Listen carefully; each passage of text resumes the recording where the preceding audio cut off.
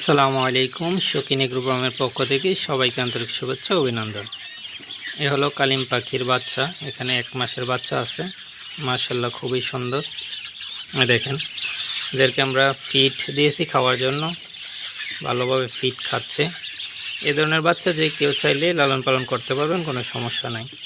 অনেকে আসলে আমাদের প্রশ্ন করেন যে এই ধরনের বাচ্চা লালন পালন করা যায় কি না। এগুলো খুব ইজিভাবে খাবার খেতে পারে, এই জন্য কোনো ধরনের সমস্যা নাই।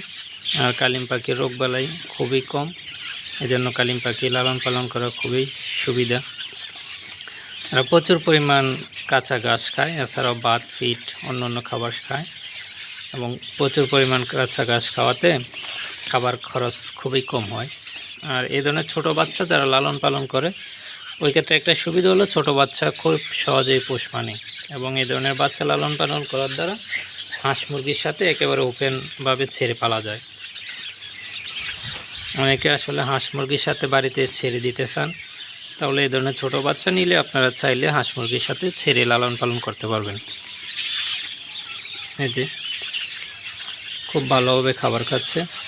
এছাড়াও আমরা এদেরকে কচুরি পেনা কেটে কেটে দিচ্ছি, কারণ এরা কাঁচা ঘাস প্রচুর পরিমাণ খায়। এই যে কচুরি পেনা ছোটো টুকরা, এই দেখেন মাশাআল্লাহ খুব সুন্দর করে কিন্তু খাবে এরা।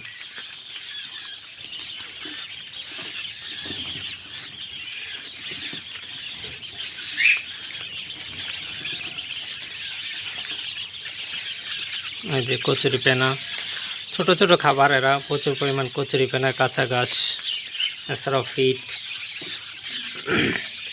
এই যে ফিড দেওয়া আছে, ফিড খাবে।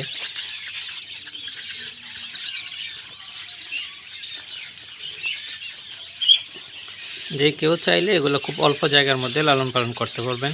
এছাড়াও ছাদে বারান্দায় কেউ খাঁচায় রেখে লালন পালন করতে চাইলেও সেই ক্ষেত্রেও লালন পালন করতে পারবেন। কেউ যদি কালিম পাখির বাচ্চা নিতে চান, সরাসরি আমাদের সাথে ফোন করতে পারেন আমাদের নাম্বারে।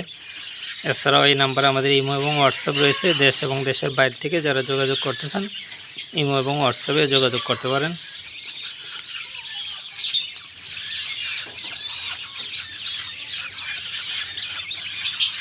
না না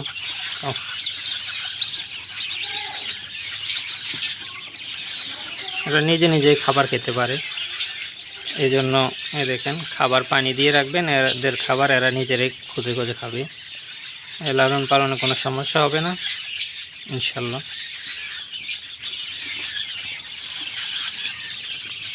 চলো চলো চলো দেখি।